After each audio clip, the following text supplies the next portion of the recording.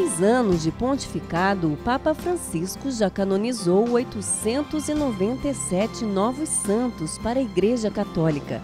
Isso nos revela que a santidade é um chamado de Cristo para todos e é sempre atual. Você vai conhecer agora a história de um candidato à beatificação, Marcelo Henrique Câmara, nascido em 1979 em Florianópolis, Santa Catarina.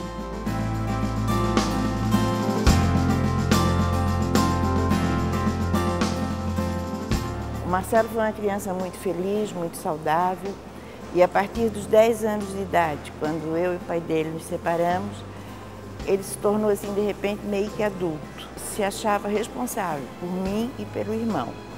E dali ele continuou sempre, na adolescência, com esse carinho. Depois se tornou um jovem que ingressou no Emaús. Depois do primeiro retiro ele realmente se apaixonou por Jesus, sempre cumpriu com as obrigações. Extremamente culto, extremamente dedicado, cortês, educado até demais. Pelos frutos se conhece a união que uma pessoa tem com Deus. E os frutos o que são? De uma profunda humanidade, um carinho espetacular, um transmissor de paz e de alegria. Sei que é uma das coisas que mais impressionou o Marcelo, e por muito que me contaram, acabei falando com muitas pessoas que estiveram com o Marcelo, era que ele tinha captado essa mensagem que o fundador do Opus Dei tinha transmitido.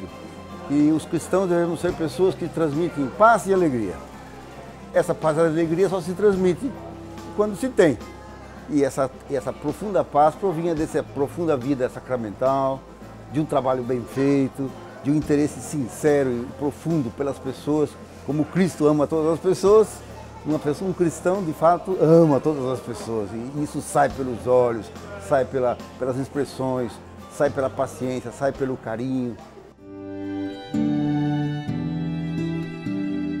Nós nos conhecemos no ano de 1997, quando iniciávamos a Faculdade de Direito, e Marcelo desde o início se destacava, em primeiro lugar pela sua inteligência, pela sua criatividade, pela sua oratória, mas logo no início do período de faculdade também, Marcelo se diferenciava pela mensagem que ele nos trazia, sempre ponderando nas aulas, nos diálogos com os colegas, a mensagem cristã, a defesa dos valores cristãos, a defesa da igreja quando atacada no meio universitário, meio em geral hostil à palavra de Cristo, mas Marcelo de forma serena, mas sempre muito corajosa, muito enfática, defendia as suas posições, defendia a doutrina, enfatizava o pensamento e a teologia da igreja nas questões que eram debatidas em sala de aula. Brilhante como era, ele foi orador da nossa turma de faculdade. Logo na sequência nós fizemos praticamente ao mesmo tempo o mestrado na Universidade Federal de Santa Catarina. Marcelo, aos 23 anos, já era mestre em Direito, com louvor, e inclusive tem o depoimento e o testemunho do professor Noronha, dizendo a tese que o Marcelo defendeu foi a mais brilhante e que ele, até aquela data, não tinha uma melhor. Com 24 anos, a gente descobriu que ele estava doente, estava com doença grave, estava com leucemia. E a partir dali, então, foi uma luta pela vida. A maneira como o meu amigo enfrentou a doença, como ele manteve a alegria, a serenidade, a paz de espírito durante uma provação que levou 4 anos, foi algo extremamente forte para todos nós.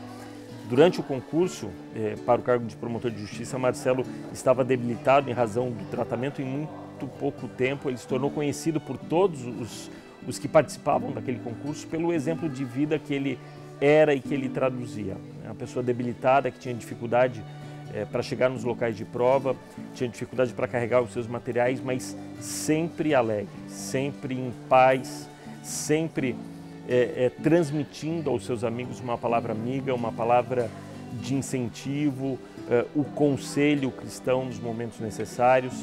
Foi uma grande alegria para mim ter logrado êxito no concurso. Ao mesmo tempo, no mesmo concurso que meu amigo Marcelo Câmara, tomamos posse juntos. Infelizmente, alguns meses depois, ele teve que se afastar das atividades em razão do agravamento da doença, mas é muito significativo que no curto período em que ele esteve no Ministério Público, ele também nesta instituição se tornou marcante, e até hoje, para mim como seu amigo, para os promotores de justiça do nosso estado, para todos que o conheceram, ele é um exemplo de vida, de coragem, de abnegação e de amor a Cristo. Significativa também foi a ocasião em que, após obter uma justa condenação para o autor de um delito, de um crime, ele procurou dar-lhe conselhos. Disse que aproveitasse esse tempo em que estaria recluso para refletir sobre a sua vida e para mudar de rumo, e que principalmente buscasse a Deus, a fim de ter uma conversão. Não se conformava com a estrita justiça, portanto, mas queria viver a caridade para com todos. E nesse período de internação, ele é que me amparava. Eu é que tinha que dar força para ele, mas ele é que dava força para mim. E sempre foi assim. Chegou um período da doença que a gente se entendia com os olhos. Pelo olhar a gente se entendia. Lembro de um médico que era diretor do hospital lá de Curitiba, onde ele esteve internado por um tempo, que por acaso não conseguiu um melhor lugar, que ele gostaria de achar um quarto muito bom para o Marcelo, ele era amigo, conhecia, e conta que ao ir se desculpar no quarto com o Marcelo, falou: Marcelo, me desculpe que não era o melhor lugar. Ele falou: como não é o melhor lugar? Eu disse: vem aqui. E colocou o médico ao lado, ele estava deitado na cama, já bastante enfraquecido. Ele colocou o médico ao lado e falou: dá uma olhadinha aqui. Era uma janela que dava uma parede, aparentemente, mas entre a parede daquele prédio e do outro se divisava a torre da igreja Nossa Senhora das Mercês, lá em Curitiba. Então eu disse quer melhor lugar do que esse? Estar podendo estar com o coração como que online com Jesus Eucarístico. Também Marcelo Câmara tomou sobre os seus ombros, com fé, com amor, a cruz de Cristo, que para ele foi uma doença prolongada que Deus lhe confiou. E ele unia a sua cruz, a cruz de Cristo, oferecendo essa cruz pela conversão dos parentes, dos amigos e também pelas vocações. Marcelo era extremamente acolhedor. Sempre sorria para as pessoas, mesmo quando doente. Certa vez, ao visitá-lo num hospital em Florianópolis, ele me acolheu com um sorriso cativante, bonito, que me impressionou muito. E naquela mesma conversa, ele me confidenciou: Padre Flávio, eu estou com uma dor de cabeça de arrebentar. E eu me questionei como alguém com uma dor de cabeça assim consegue sorrir, e pensei que aquele sorriso, de certa forma, era o sorriso do próprio Cristo. Marcelo tinha uma grande disposição em ajudar os demais no que fosse preciso.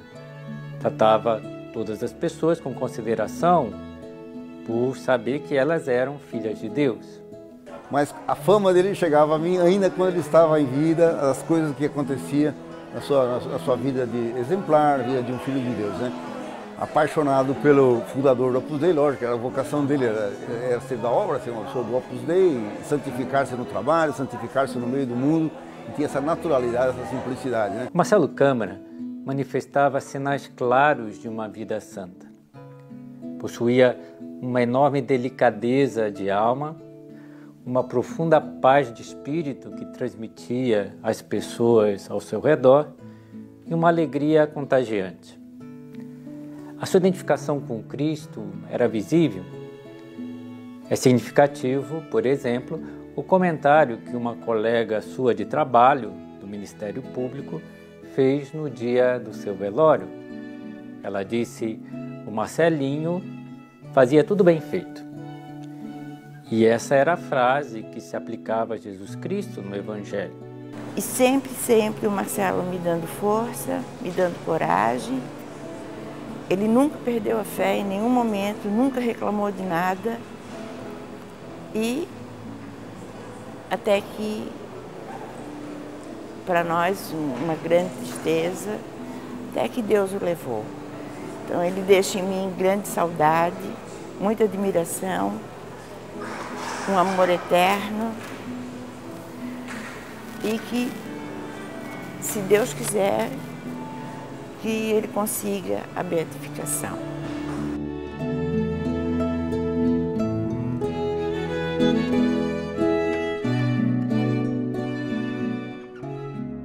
Mas 10 anos atrás, quando passei a fazer parte do movimento Emaús como orientador espiritual, casais e jovens desse movimento falavam muito bem de Marcelo Henrique Câmara, que havia falecido recentemente. Diziam que tinha falecido com fama de santidade, que era um verdadeiro santo. Os anos foram passando e alguns anos atrás se começou a falar de maneira mais consistente da possibilidade da beatificação e canonização de Marcelinho.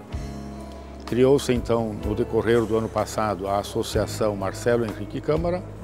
Essa associação me escolheu como postulador da causa, junto com a Maria Zoe, que é a biógrafa do Marcelinho. Dia 25 de novembro, nós entregamos a Dom Wilson, nosso arcebispo, o pedido de canonização chamado Supplex Libellus, o libelo de súplica, suplicando ao arcebispo que encaminhe o processo para a beatificação e canonização de Marcelinho. Eu, como postulador, faço a você, caríssimo, caríssima, 2 pedidos. O primeiro, de interceder a Deus por meio de Marcelinho, pedir a Deus graças, quem sabe o milagre, porque é necessário que haja um primeiro milagre para a beatificação e um milagre depois da beatificação para a canonização. O segundo pedido é que você se torne um benfeitor da causa.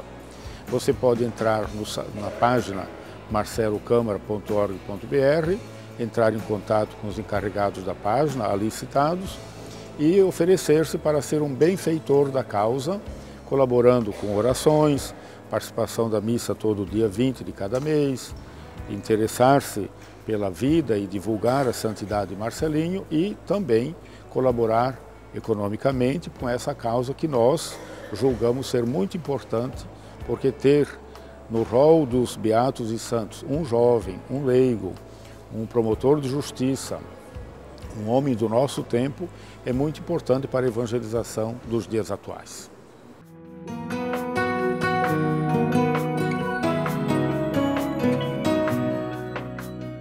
Eu estava em discernimento vocacional no Carmelo, onde eu conheci a Maria Zoe, que é a biógrafa dele, e ela me apresentou o livro da vida dele, me presenteou com o livro, era a semana do Natal de 2018, e eu estava ganhando ali muito mais do que um livro, na verdade, eu estava ganhando um companheiro de caminhada, um fiel companheiro, porque logo que eu comecei a ler o livro, passei a sentir a brilhante presença do Marcelo, o coração misericordioso que ele tem, e a partir dali a minha vida mudou bastante. Eu passei a ver a consagração eucarística de uma outra maneira.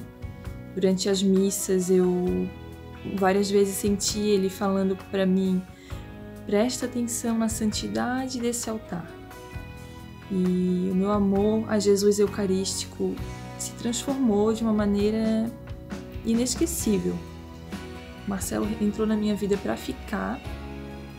Eu peço a ele sempre que interceda por mim.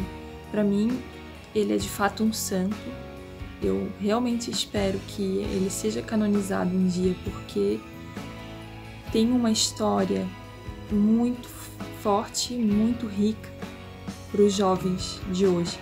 Ele como promotor de justiça, como um guerreiro pela vida até o último momento, e um amor por Jesus que é transbordante, é transcendental, assim, a gente sente até hoje. comecei a participar de um grupo de orações via WhatsApp, SOS Céu, do movimento de Emaús também. E lá foi nos passado a oração do Marcelo. Então eu tinha por hábito de rezar, pedindo pelos amigos, pelas pessoas que pediram oração, pelos nossos familiares, né? E no mês de janeiro de 2018, no dia 6, eu comecei com algumas feridinhas na região do peito, que coçavam e ardiam bastante. E depois de uns dias apareceu também no pé, no braço esquerdo, na perna direita, e cada vez mais aquilo ardia, coçava, incomodava.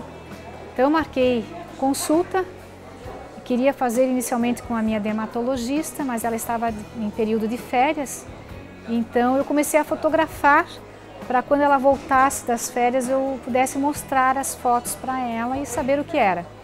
Mas como estava demorando muito e queimando muito e doendo muito, eu marquei com outros profissionais consultas e eles me medicaram, diagnosticaram como herpes.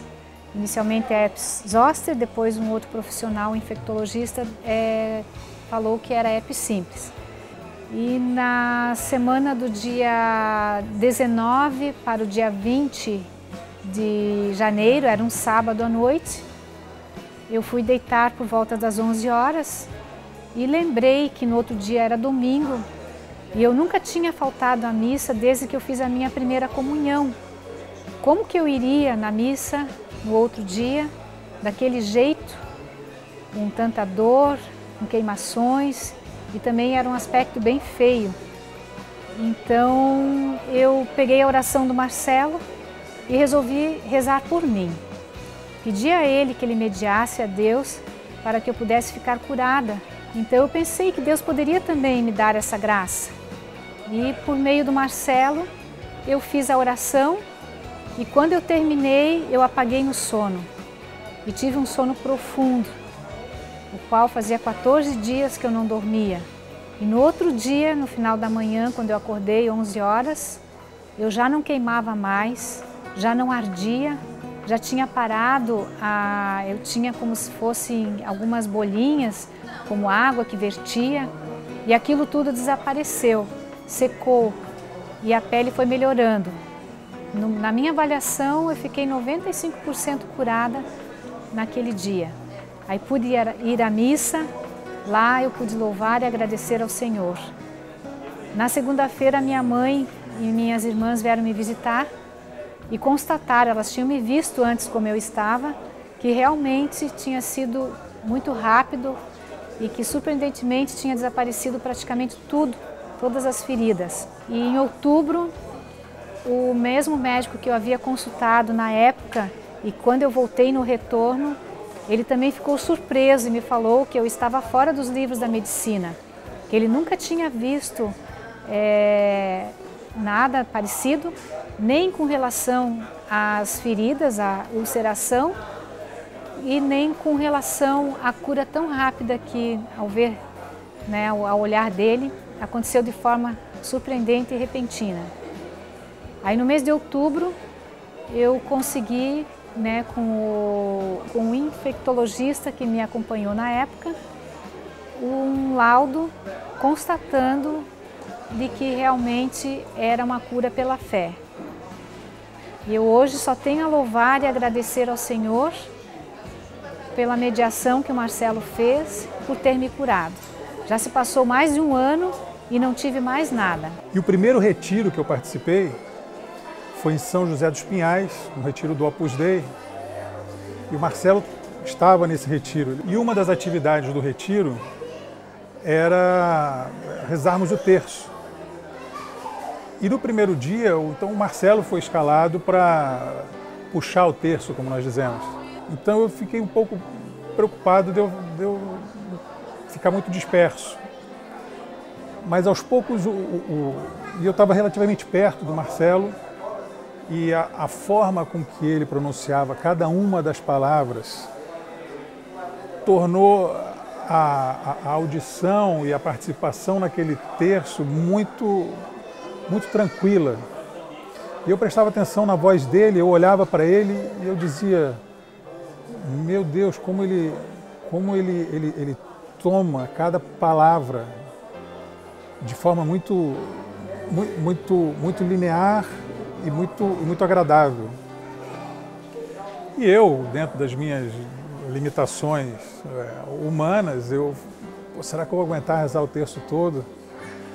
Eu sei que quando eu menos me dei conta, já tinha terminado e ficou ecoando assim todo o terço tendo sido rezado por ele. Bom, aí voltamos para Florianópolis.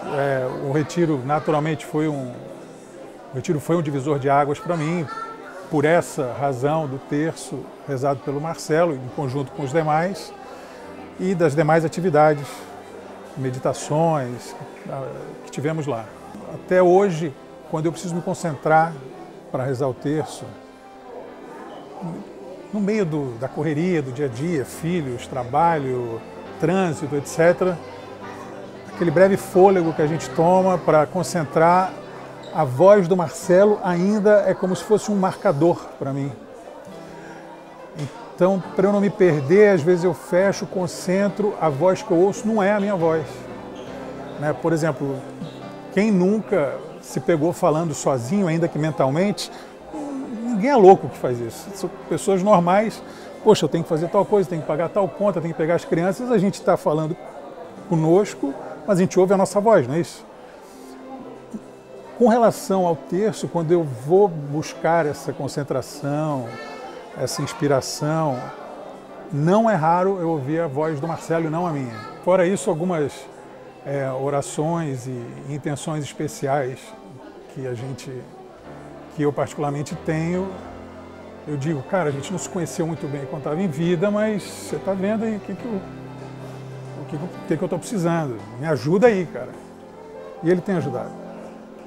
É isso.